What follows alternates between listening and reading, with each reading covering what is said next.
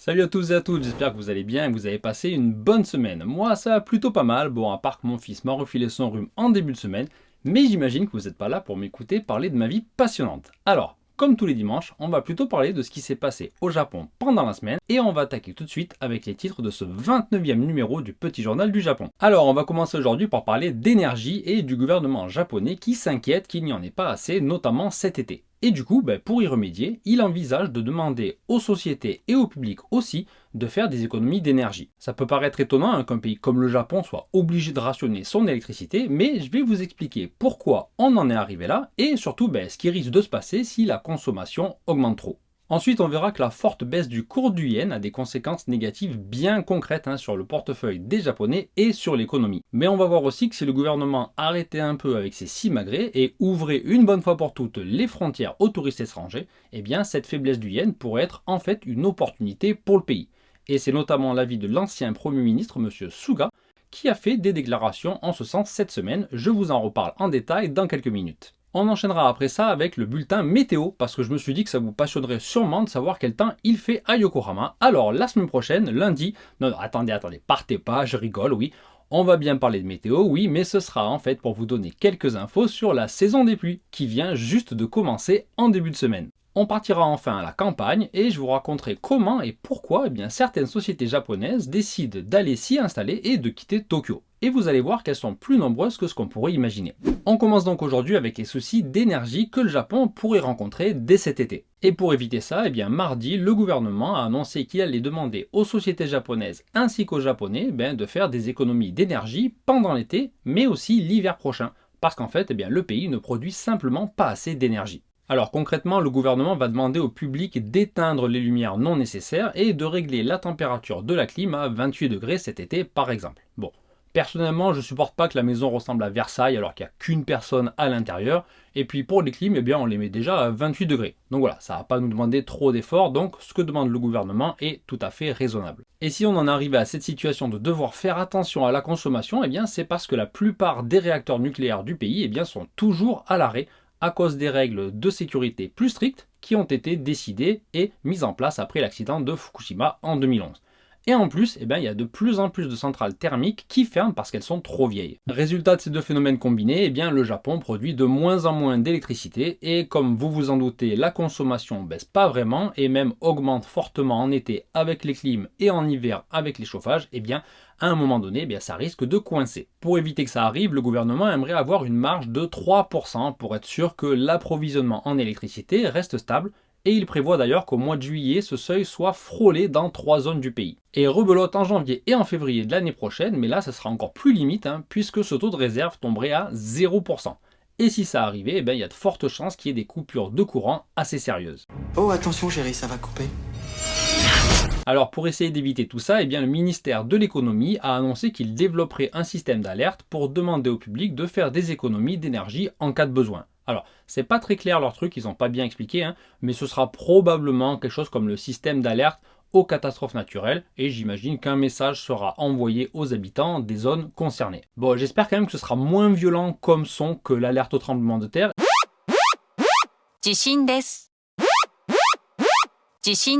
Et surtout que ce sera mieux ciblé. Voilà, je vous en ai déjà parlé dans d'autres vidéos, mais c'est pas vraiment au point. Et comme autre mesure, il prévoit aussi des restrictions pour les grandes sociétés et aussi de faire des coupures électriques, mais volontaires cette fois, pour éviter justement que des coupures plus larges se produisent de manière inattendue. Et puisqu'on parle d'électricité, un petit mot sur les tarifs qui ont quand même bien augmenté, entre 10 et 20% par rapport à juin 2021. Évidemment, la guerre en Ukraine et la hausse du prix du pétrole y sont pour beaucoup, mais il y a une autre raison spécifique au Japon, c'est le cours du yen qui est historiquement bas. Et c'est justement de ça qu'on va parler maintenant. Donc comme je viens de le dire, le yen était à un niveau très bas puisque vendredi on était déjà à 134 yens pour 1 dollar. Voilà, c'est le niveau le plus bas face au dollar depuis 20 ans. Rien que ça. Et face à l'euro, on était cette fois au plus bas depuis 14 ans avec 1 euro pour 144 yens mercredi. Et donc en temps normal, avec un yen aussi faible, ce serait vraiment le moment idéal pour que des millions de touristes viennent au Japon et dépensent un maximum d'argent. Ben oui, parce qu'avec un taux aussi bas, si on vient d'Europe ou des États-Unis, vous vous doutez bien que tout paraît beaucoup moins cher une fois sur place. Pour l'euro, on est encore loin des records qui étaient établis plutôt en 2007 et 2008, où on avait 160 yens pour 1 euro. C'était d'ailleurs comme ça pendant mon premier voyage et je me suis jamais senti aussi riche de ma vie. Franchement, tout était bon marché, c'était la fête. Enfin, maintenant, pas de fête prévue, puisque comme vous le savez tous, le gouvernement s'entête dans sa politique de fermeture des frontières, ou plutôt, je sais, de réouverture très progressive. On a déjà parlé de ces voyages organisés ultra contrôlés et limités dans les précédentes vidéos, donc je vais pas vous la refaire, mais bon, la vraie ouverture n'est toujours pas d'actualité, donc il n'y a toujours pas de touristes qui viennent alléger leur compte en banque au Japon. Et évidemment, ça plaît pas du tout à tout le monde, vous ne me contredirez pas, j'imagine, et vous n'êtes pas les seuls, puisque l'ex-premier ministre du Japon, Monsieur Suga, a dit cette semaine qu'il aimerait vraiment que les frontières réouvrent complètement le plus vite possible pour justement pouvoir profiter de ce yen bas et attirer un maximum de touristes et donc gagner un maximum d'argent. Parce que oui, même si le Japon dépend moins des revenus du tourisme venant de l'étranger que d'autres pays, eh bien en 2019, il y avait quand même eu presque 32 millions de touristes étrangers au Japon. C'était un record absolu et comme les touristes dépensaient en moyenne 150 000 yens pendant leur séjour, eh bien ça faisait pas mal d'argent dans les caisses puisque ça avait rapporté au pays pas moins de 7 milliards d'euros en 2019. Donc vous voyez que c'est quand même pas négligeable. Et d'après M. Suga, ce chiffre pourrait être égalé rapidement, sans forcer, et même être largement dépassé grâce au yen faible. Parce que d'après lui,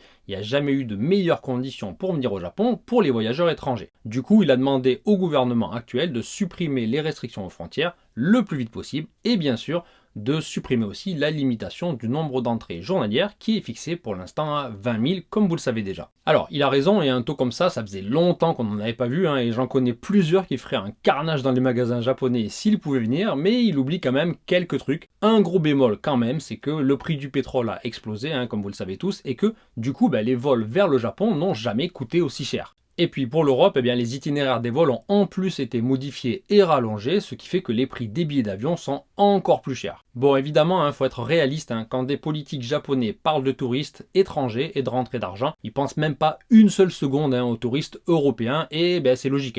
Parce que même si dans les dépenses par touriste, le top 3 c'était Australie, Royaume-Uni et France, Cocorico, au niveau des recettes générées par nationalité, il n'y a pas de surprise, la Chine est largement en tête avec plus d'un tiers des recettes totales. Et après, vous avez Taïwan et la Corée du Sud. Donc voilà, effectivement, pour les touristes asiatiques, les vols n'ont pas été modifiés et j'imagine que le prix n'a pas dû trop augmenter. Donc la situation est effectivement idéale pour ces touristes. Peu importe d'où on vient, une fois sur place, c'est la fête et tout coûte beaucoup moins cher qu'avant. Voilà.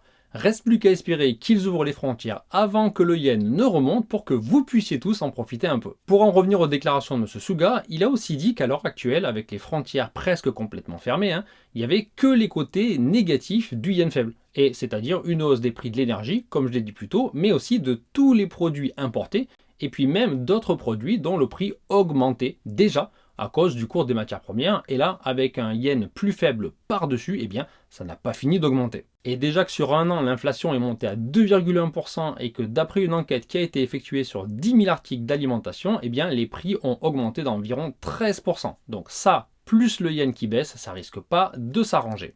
Et 10% de hausse, ça pique quand même un peu à la fin du mois déjà, surtout si on est un peu juste, et il y a d'ailleurs pas mal de Japonais qui ont de plus en plus de mal à boucler les fins de mois. Alors j'avoue que personnellement, j'ai pas fait attention à cette hausse quand j'ai fait les courses, parce que je regarde pas forcément le prix des produits, et puis un produit vendu 120 yens qui passe à 132 yens, franchement je vais pas le remarquer. Et puis surtout, même si je le voyais, je l'achèterais quand même parce qu'il n'y a pas trop d'alternatives. Et apparemment, je suis pas le seul à réagir comme ça, puisque d'après le sondage qu'a fait un professeur de l'université de Tokyo, plus de la moitié des personnes interrogées ont dit qu'une hausse de 10% sur un produit qu'elles avaient l'habitude d'acheter, ça les dissuadait pas forcément de continuer à l'acheter dans le même magasin. Et le professeur responsable de cette étude a dit qu'il pensait que beaucoup de Japonais avaient été en quelque sorte forcés d'épargner pendant la pandémie et les restrictions et que du coup ils étaient plus tolérants aux hausses de prix qu'il y a en ce moment. Alors il a effectivement raison pour une partie de la population parce que entre décembre 2020 et décembre 2021, la somme totale présente sur les comptes d'épargne des Japonais a été multipliée par 2,5 pour atteindre 50 000 milliards de yens. Donc ça fait 354 milliards d'euros. Bien sûr, c'est pas le cas pour tout le monde, loin de là. Parce qu'en fait, environ la moitié de ce montant astronomique a été épargné par les foyers avec un revenu supérieur à 8 millions de yens par an. Ça fait environ 56 000 euros. et 90% de ce total par des foyers qui gagnent plus que le revenu moyen, qui est de 4,5 millions de yens par an, ce qui équivaut à peu près à 31 500 € par an. Et c'est pour ça que quand le gouverneur de la Banque du Japon a déclaré l'autre jour que les consommateurs ils sont devenus tolérants aux hausses de prix, eh bien il a été critiqué de tous les côtés et il a dû s'excuser publiquement et reformuler ce qu'il voulait dire. Et donc apparemment il voulait simplement expliquer que les Japonais acceptaient ces hausses à contre-cœur parce qu'ils n'avaient pas le choix. Et c'est déjà plus proche de la réalité en effet, mais voilà, le coup de dire que les Japonais ont économisé à mort pendant la pandémie, c'est vrai pour les plus riches, pour les plus aisés, et tous ceux qui ont des boulots stables, bien payés, et tant mieux pour eux, ils ont de la chance, mais faut pas oublier non plus tous les autres qui ont vu leurs revenus fortement baisser ou même disparaître complètement du jour au lendemain à cause des restrictions et à cause de la pandémie. Allez, on termine quand même avec une bonne nouvelle pour les prix qui intéressera seulement ceux d'entre vous qui sont au Japon et qui ont des enfants. Voilà, désolé pour les autres, mais je vous en parle quand même rapidement parce que c'est assez rare pour le signaler. En fait, le prix des entrées à Tokyo Disneyland et Tokyo DisneySea pour les enfants va baisser de 50% de fin juin à fin août. D'après le communiqué officiel de la société, c'est parce que, je cite, il était difficile pour les familles de sortir, donc on espère qu'elles pourront profiter pleinement de l'été grâce à ça. Bon, c'est gentil, j'avoue qu'ils n'étaient pas obligés, mais bon, faut arrêter le bullshit 2 secondes, c'est juste une opération commerciale pour qu'un maximum de clients viennent dépenser dans leur parc maintenant que la situation sanitaire s'est améliorée. Voilà. Parce que même si pour les enfants ça passe de 5000 à 2002 ou 2800 yens selon les dates, faudra quand même m'expliquer comment ça va permettre à plus de monde d'aller à Disney. Parce que ça coûte quand même un bras de toute façon. Alors on va prendre une famille type au hasard, complètement, vous allez voir, un couple avec un enfant qui habite à Yokohama, disons, et le père de famille est prof de français, youtubeur amateur, vraiment complètement au hasard. Et ils ont des revenus dans la moyenne basse, on va dire. Donc déjà, rien que le billet d'entrée adulte, c'est déjà entre 8400 et 9400 yens en été. Donc déjà, ça pique. Donc 2 adultes plus un enfant, ça fait au moins 20 000 yens. Plus le bus, 2600 yens par adulte et 1300 yens par enfant, l'aller-retour au départ du Yokohama, on est déjà à 26 500 yens pour juste mettre un pied dans le parc. Et après, bien sûr, faut manger, faut boire, faut acheter des trucs sur place. Donc voilà, je vous fais pas un dessin, je pense que c'est pareil en France, mais si on ne peut pas se permettre de déclaquer 28 000 yens pour aller à Disneyland, a priori, on ne va pas sauter dans un bus direction le pays Mickey si ça baisse de 2 000 yens par enfant. Voilà. Et puis en été, franchement, en plein cagnard, c'est un coup à choper une insolation en faisant la queue sous le soleil. Alors de toute façon, c'est pas encore l'été et avant de commencer à transpirer comme des gorées pendant 3 mois, on va devoir d'abord sortir nos parapluies. Et je vous explique pourquoi dans un instant, mais avant je voulais passer un petit message, vous en avez l'habitude, pour remercier vraiment Julien et Jérôme pour leur contribution sur Patreon. D'ailleurs Jérôme, si je peux me permettre, superbe prénom. Et j'en profite aussi pour dire un grand merci à Seka, Celtic, François, Luna, Camille, Arnold, Lisa, Zeske et Yacine pour leurs gestes lors de la dernière vidéo ou de la précédente. Voilà, merci à vous tous, ça me touche vraiment beaucoup et c'est vraiment cool de voir que le temps passé sur les vidéos est autant apprécié. Et d'ailleurs, si vous aussi vous voulez me soutenir et ainsi avoir l'honneur et même le privilège d'être cité dans la prochaine vidéo, les infos pour mon Patreon sont dans la description et le bouton merci, il est juste sous la vidéo. Vous savez, pas loin du bouton j'aime que vous avez déjà cliqué tout à l'heure. Comment ça? Vous n'avez pas cliqué tout à l'heure? Alors, je vous attends, mettez un petit like. Voilà, ça y est. Bien, bon, merci beaucoup. Allez, je vous ai assez tenu la jambe, on va enchaîner tout de suite avec la nouvelle suivante. Alors, pourquoi est-ce que je vous ai parlé de parapluie? C'est parce que lundi 6 juin, l'agence météorologique japonaise a officiellement annoncé l'entrée de la région du Kanto, c'est la région où se trouve Tokyo, dans la saison des pluies. Alors, un peu de vocabulaire, en japonais, la saison des pluies, ça se dit tsuyu. Et tsuyu-iri, ça veut dire le début de cette période, parce que iri, ça veut dire entrée. Et tsuyu-ake, c'est la fin de la saison, parce que ake, ça signifie apparaître ou ouvrir selon le kanji. Voilà, et d'ailleurs Tsuyu-ake est prévu pour mi-juillet. Donc vous l'aurez compris, la saison des pluies, ça dure environ 1 mois pour les régions du nord du pays, sauf à Hokkaido, où il n'y a pas de saison des pluies, et ça peut aller jusqu'à 2 mois même dans les régions du sud. Et pendant cette saison, bien sûr, il pleut. Si, je vous assure.